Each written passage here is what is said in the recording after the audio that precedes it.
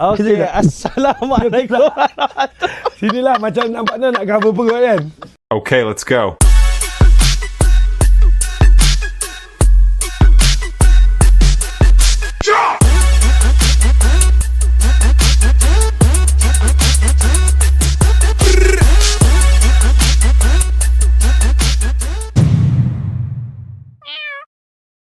Assalamualaikum warahmatullahi wabarakatuh. Okey, kita bersama tetamu jemputan kita pada petang ini. Dia daripada kumpulan mana dan berapa ramai yang dia akan bawa pada malam itu. So, kita perkenalkan tetamu kita pada hari ini. Assalamualaikum. Terima kasih sahabat saya Topet. Assalamualaikum. Saya Khairul Azam Mokhtar, biasa dipanggil Khairul Mokhtar, daripada Nyala Dance Theatre. Pertamanya nak ucapkan terima kasih kepada Dewan Bandaraya Kuala Lumpur kerana mengundang kami untuk sama-sama terlibat dalam Rewang Zapin pada 27 hari bulan Jun nanti. Berapa orang terlibat? Berapa tu setakat ni? Anggaran lebih kurang dalam 14 orang penari, termasuk saya begitu gini, dalam 16 orang yang akan hadir. Tapi kita akan pastikan penonton yang menonton tu ramai untuk support projek gabungan pertama kita ni dengan Dewan Bandaraya Kuala Lumpur untuk memenuhi ruangan persembahan kita tu nanti. Ya, itu sedikit daripada tetamu jemputan kita. Baik, kita teruskan kita punya sesi temu Boleh. ni. Okey, kita nak tanya Khairul. Okey, dalam program Rewang Zapin ni kita ada gabungkan 3 buah negara, iaitu Malaysia, Indonesia dan Singapura. Kita nak tanya juga apa pandangan Khairul berkenaan dengan Zapin ni antara ketiga buah negara ni? Perbezaan. Boleh jawab Boleh. Okey, kalau menurut pendapat saya dan pemerhatian saya sekarang ini dan melalui beberapa pengkajian saya sebelum-sebelum ini, Zapin ini berkembang kalau dalam tiga-tiga negara itu dalam fungsi yang lebih kurang sama, iaitu dalam upacara keramaian ataupun pembudayaan masyarakat setempat. Tetapi fungsi itu perlahan berubah bila setiap negara ini ada berkenaan dengan kekangan politik ataupun kerana hal-hal berkenaan dengan keagamaan ataupun hal-hal berkenaan dengan kuasa pemerintah. So jadi perlahan-lahan fungsi dia semakin perlahan. Dan boleh saya katakan Malaysia, khususnya di Johor, adalah antara produk ataupun seniman-seniman dengan pembudayaan Zapin yang masih aktif.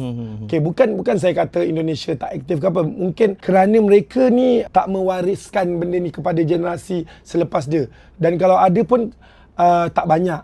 Lagi satu, kerana di Indonesia tu perkembangan tari kreasi, terutamanya kreasi Zapin itu sangat luas, aktif, sangat terlalu aktif. So jadi permintaan ataupun kehendak kepada pengarah-pengarah mencipta lebih kepada karya-karya kreasi baru. So jadi berbeza dengan kita. Kita masih ada pembudayaan di kampung, majlis-majlis masih ada orang menari. Kita ada kumpulan kebudayaan. Itu yang paling utama kat Malaysia ni. Kita ada macam Dewan Bandaraya Kuala Lumpur, kita ada Yayasan Johor, kita ada kumpulan-kumpulan kesenian setiap negeri, dan kita pun ada sangga-sangga yang milikkan sendiri macam Nyala, Sangga Budaya, Art Style and Production, beberapa lah. Samping kita ada sekolah seni. So jadi Zapin kita ini terpelihara kerana pembudayaan masih kekal, dan tari-tari Zapin tradisional kita jadikan sebagai silibus dalam pengajian di peringkat sekolah ataupun peringkat universiti. Jadi melestarikan Zapin tu dalam struktur tradisional itu masih berjaya dekat Malaysia. Okey. Orang kata dah Zapin ni memang dah sinonim. Memang dekat Johor tu memang dah sinonim. Betul. Dah. Kalau mana-mana orang datang pun bila kita sebut Zapin, sinonimnya memang di Johor. Cuma bezanya dekat sini, kita punya program Rewang Zapin ni kita tak ada menekankan mana-mana negeri. Zapin tu terpulang.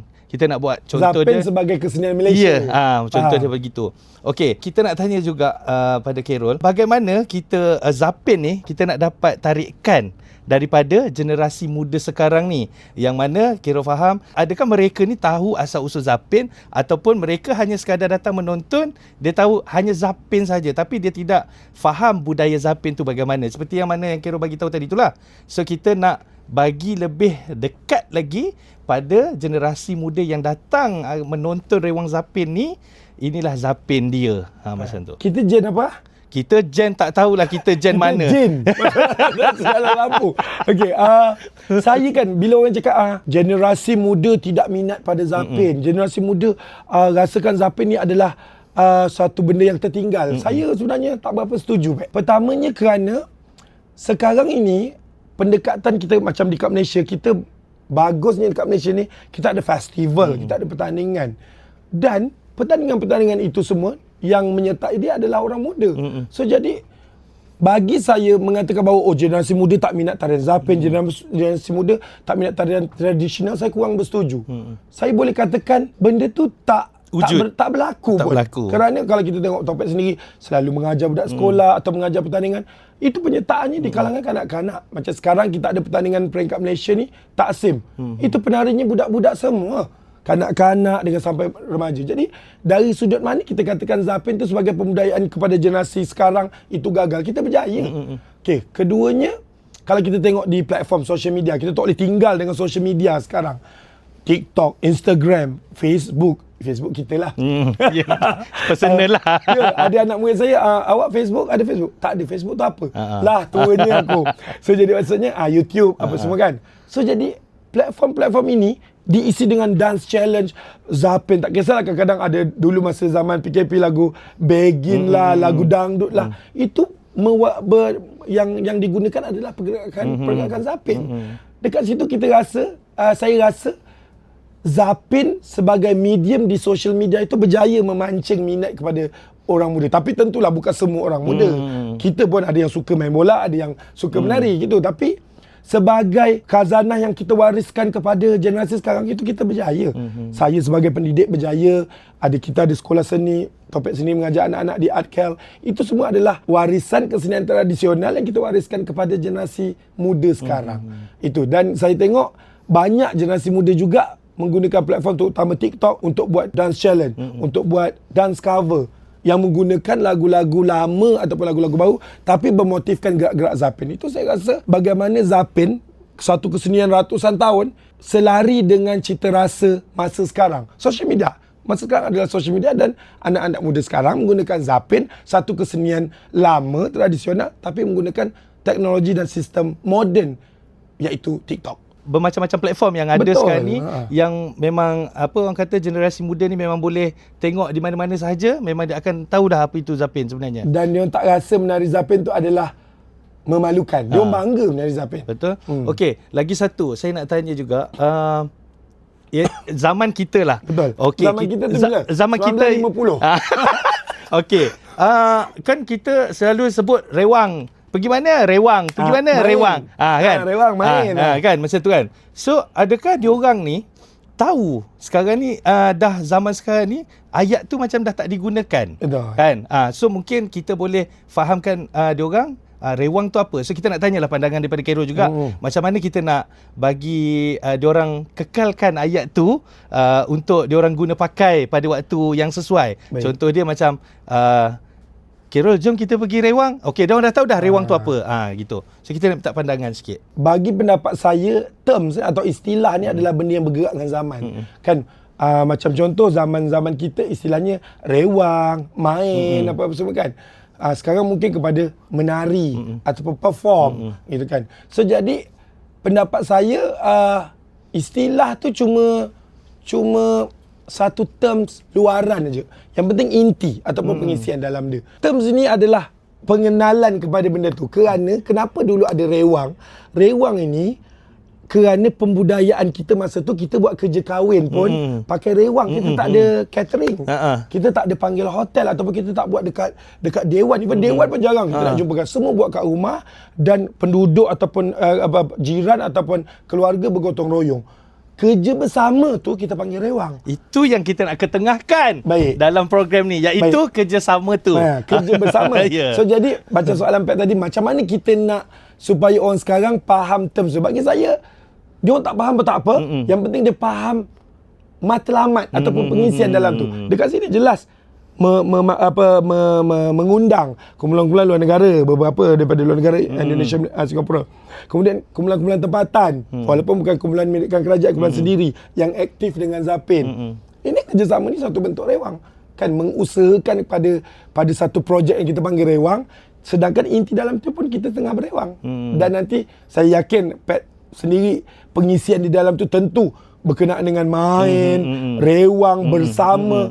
Itu inti-inti itu semua adalah elemen-elemen di dalam rewang. So jadi program seperti Rewang Zapin ini akan menjadikan satu platform untuk kita memperkenalkan inilah rewang. So secara tak langsung perkataan rewang tu kita dapat kekinikan untuk masa sekarang. Itu Faham? pendapat saya. Okey, macam Carol sekarang ni usaha macam Carol ada kumpulan, lepas tu ada juga kelas-kelas yang Carol buat untuk anak-anak pelapis-pelapis ni kan.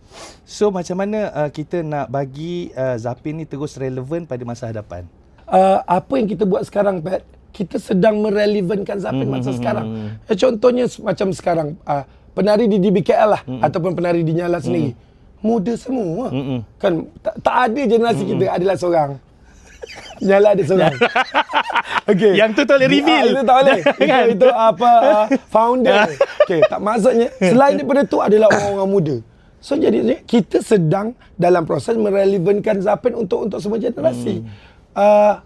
Usaha-usaha kelas, usaha-usaha bentuk pendidikan, bengkel ataupun apa-apa yang semua orang buat, itu adalah usaha merelevankan Zapin. Kerana merelevankan Zapin macam zaman kita, macam kita datang, macam saya dulu belajar Zapin pergi ke rumah arwah Pak Enal untuk belajar pekajang. Dengan sekarang approach-nya berbeza lagi. Sebab Nyala ada kumpulan, ada Instagram, ada kelas orang boleh ikut. Art KL mencari penari-penari untuk direkrut, ikut. Tapi platform ini sekarang anak-anak kita datang kepada kita dan kita belajar, tak kisahlah dalam bentuk percuma atau pembayaran. So jadi platform inilah kita gunakan untuk kesenian tradisional tari, khususnya macam Zapin lah, untuk terus kekal relevan. Dan diorang suka buat benda tu. Buktinya ialah diorang masih kekal menari, diorang masih kekal aktif di sekolah dalam pertandingan. Kerana ada setengah orang memandang bahawa kesenian tradisional ni adalah kesenian lama. Betul, Zapin tu lama. Kalau Tenggelu dan Pekajang itu pembudayaan dia hampir 100 tahun lebih. Kan, daripada kalau Pekajang daripada pertama zaman generasi Rashid Riona itu lama betul. So jadinya macam mana zaman Zapin Pekajang zaman Rashid Riona itu nak dibawa ke zaman sekarang, nak dibawa kepada Rewang Zapin tahun 2026. Inilah mengadakan platform social media, melibatkan orang-orang muda, adakan aktiviti-aktiviti pelbagai macam Zapin, bengkel atau apa semua. Dan sekarang kalau kita tengok anak-anak, mungkin nanti Rewang Zapin ada dance challenge apa kan. Itu semua adalah approach yang kita menarik orang muda sekarang suka Zapin. Dan saya rasa kita boleh dengan yakinnya mengatakan kita ni berjaya menarik golongan muda untuk minat kesenian tradisional, kerana kita pula ada lagu-lagu disokong lagi, lagu-lagu macam sekarang, lagu-lagu Pak Nga ataupun lagu-lagu Roger apa-apa sekarang kan. Itu adalah lagu-lagu tradisional dinyanyikan dalam masa sekarang. Minat orang. Lagi pula sekarang ni banyak pula platform-platform yang memang sekarang ni mudah untuk kita cari. So lagi mudah untuk diorang dapat info sini. Okey, soalan yang terakhir saya. Alamak. Belum nak balik. Jauh datang. Okey, soalan terakhir saya. Pandangan Cik Carol lah berkenaan dengan program Rewang Zapin ni. Untuk kami punya jabatan, adakah perlu diteruskan ataupun platform ni sangat bagus untuk semua penggiat-penggiat seni dekat Malaysia ni? Kalau saya masa mula-mula topik message, lepas tu saya dapat surat undangan, saya rasa program ni hebat. Perkataan yang paling sesuai kepada program ini adalah hebat. Kerana Zapin ni bukan milikkan peribadi. Dia bukan mesti orang ni sebab dia tulis buku, dia punya Zapin. Orang-orang di Johor, Johor ni Zapin, Johor punya, tak boleh keluar. Bukan. Dan orang-orang Johor sekarang pun, Pat, kalau boleh dia nak Zapin tu berkembang. Benda ni, khazanah ni adalah ilmu dunia yang kalau boleh nak dilestarikan berpanjangan. So jadi saya rasa bila DBKL nak buat ni, go, why not kan. So dan benda ini adalah satu bentuk sihat. Macam mana kita pula invite orang luar, nanti kita ada platform social media apa semua. Orang tengok, orang luar tengok betapa berjayanya Malaysia, khususnya di Kuala Lumpur, memperkembangkan Zapin, sedangkan tak ada satu Zapin pun dekat Kuala Lumpur. Itu berjaya. Dan invite lagi kumpulan-kumpulan. Ada Sanggar Budaya, ada Nyala, ada Sekolah Seni, ada UPSI. Itu latar belakang dia berbeza-beza. Nyala kumpulan milikkan sendiri, Sanggar Budaya milikkan sendiri.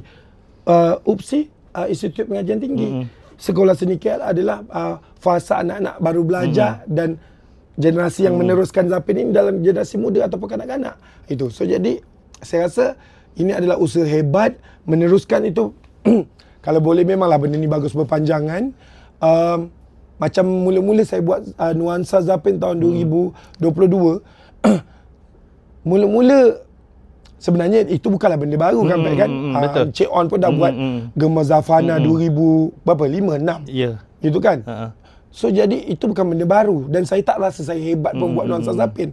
Kerana Encik On dah buat Nuansa Zapin dah buat Gemar Zafana di Istana Budaya. Betul. Lagi hebat. Tapi macam mana saya nak mengembalikan semula nuansa tu, maksudnya kepelbagaian Zapin tu, supaya orang-orang dekat Kuala Lumpur rasa Zapin ini senang ditonton. Zapin ini adalah milikkan semua dan Zapin ini ada benda-benda yang boleh diminati. So jadi sampai sekarang last kali saya buat tahun ni Nuansa Zapin dah siri yang keempat. Itu jualan tiket dia sampai seminggu je Pat. Kita keluarkan poster seminggu lebih, habis untuk 4 hari persembahan kita. Nak cakap apa tu maksudnya? Ya, tak dinafikan lah. So maksudnya tak dinafikan lah. Betul. Memang Zapin ni memang ada dia punya peminat. Ada peminat dan dia. Zapin tu seni menarik. Ya, betul. Dia ada peminat, jadi mempopularkan Zapin, komersialkan Zapin itu kita dalam usaha itu sebenarnya. Ya, dan kita pun tak boleh nak cakap, jangan kata dia orang Johor dia sebab dia angkat Zapin, tidak. So macam Kiro kata tadilah, itu bukan hak milik siapa-siapa. Memang milikkan keluarga tu kerana nasab keturunan dia bla bla bla, tapi dia orang happy as long as kita menjaga. Dia orang punya prinsip macam ni. Kalau nak buat contoh Zapin Putalam, buat betul-betul Putalam. Tapi kalau awak adjust, jangan panggil Putalam. Dia tak ada masalah. Kita adjust kerana benda tu adalah kreativiti. Tapi jangan sebut ini adalah Zapin Putalam. Itu dia marah. Dan satu lagi saya nak share pada Nuansa Zapin yang keempat tu, kita buat semua Zapin 24 yang ada di Johor dan kita jemput semua pewaris dengan penerus Zapin dan diorang happy dengan usaha apa kita buat. Mungkin difikir boleh next punya ni mungkin kita boleh mungkin tu yang boleh melibatkan dia orang ataupun jemput dia orang nonton, dia happy dengan benda. Okey, so itu sahaja temu bual kita bersama Cik Khairul. So alhamdulillah kita selesai dengan baik. So guys, jangan lupa jemput datang ke Jangan lupa saksikan Nyala dan Seta bersama teman-teman Angkatan Seniman Zapin kita pada Rewang Zapin pada 27 hari bulan Jun ini, istimewa daripada Dewan Bandaraya Kuala Lumpur. Jumpa kat sana nanti. KL Cats terbaik.